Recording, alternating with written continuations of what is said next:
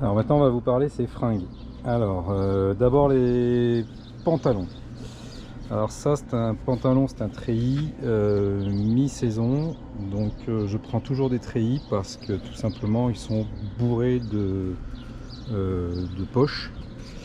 Donc c'est le pantalon préféré pour les randonnées l'hiver. J'ai ensuite un complet ici, un treillis complet pour les gros hivers, où j'hésite pas à mettre, donc j'ai le bas et j'ai la veste en haut, et j'hésite pas à mettre en dessous ici une peau de souris ou une peau de bite comme vous voulez. Celle-ci vient de chez Decathlon, et là j'ai investi cher mais ça vaut le coup. C'est un haut de l'eau, donc c'est une peau de bite ou peau de souris pour mettre au-dessus de moi sur mon corps, et j'ai même une cagoule intégrée. Et après, si ça suffit pas, j'ai ce pantalon de neige et de pluie qui est en Gore-Tex complet. Et là, on est équipé pour affronter les hivers rudes, les pluies, avec en plus ici ce parka que vous aurez reconnu du Texas, de l'équipe de la NFL des Longhorns du Texas. Donc ça, c'est pour tout ce qui est première couche, je dirais. En deuxième couche, je mets une grosse chemise, soit celle-ci, Wrangler, soit d'autres que j'ai toujours avec moi, qui sont épaisses, qui sont costauds, que j'ai depuis des années, qui bougent pas, qui craignent rien, et qui sont suffisamment amples pour pouvoir respirer. Deuxième couche, en troisième couche, j'ai cette doudoune Lotto qui va me tenir chaud le matin, que je peux plier en 10 et mettre dans mon sac, qui est toute légère. Et sinon, ça c'est pour du mi-saison. Sinon, la marque Columbia fait cette marque technique qui s'appelle Mountain Hardwear. Le logo, c'est cette espèce de boulon là. Alors ici, il faut le prendre avec l'interfile à l'intérieur, c'est-à-dire la doudoune à l'intérieur. Prenez ce qu'on appelle minimum du 800. Il en existe maintenant du 1200, 1500. C'est la manière dont c'est cousu à l'intérieur, le nombre de fils qui sont cousus à l'intérieur.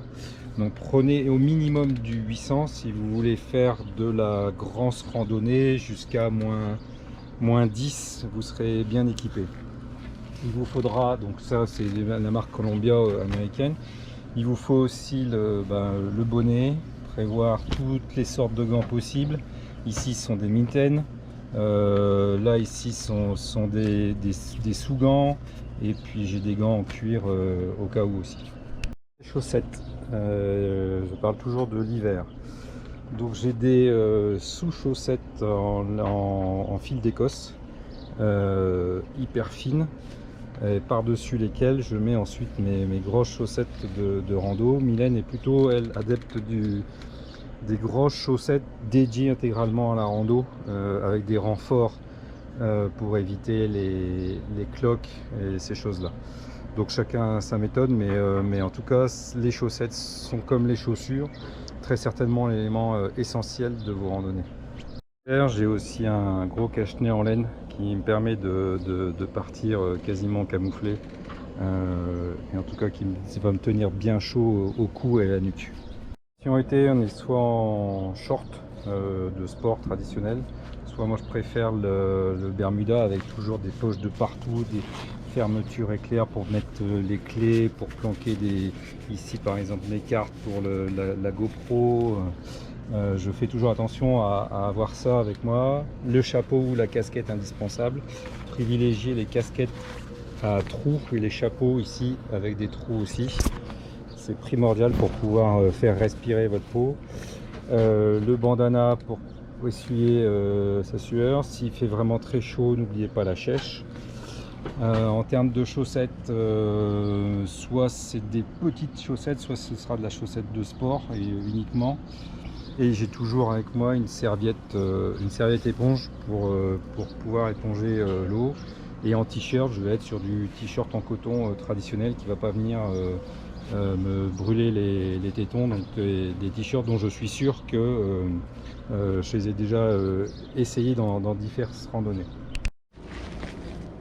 Alors essentiellement l'été, on se balade aussi avec ses jambières, on a chacun les siennes. Je ne sais pas si vous allez bien le voir sur la vidéo, elles sont tressées, si on voit bien. Elles sont tressées de telle sorte que elles sont anti-morsure de serpent. Donc je ne saurais trop vous conseiller, dans tout le wilderness que vous allez franchir dans le monde entier, surtout notamment aux États-Unis, de vous munir de ça, parce que vous avez vite fait de pas entendre un rattlesnake, un serpent à sonnette. C'est déjà arrivé à Mylène, elle est passée, le serpent l'a prévenue, elle est passée à côté et puis s'est aperçu de rien. Et si on s'aperçoit de rien et que lui s'aperçoit de tout et qu'il se sent en danger, c'est là qu'il va biter, qu'il va mordre. Et l'afterbeat que je vous ai montré tout à l'heure, il servira à rien pour la morsure de serpent, hein. Donc ça c'est très utile, ça vaut quoi? Ça vaut 10 ou 15 balles la paire, donc n'hésitez pas à investir dedans.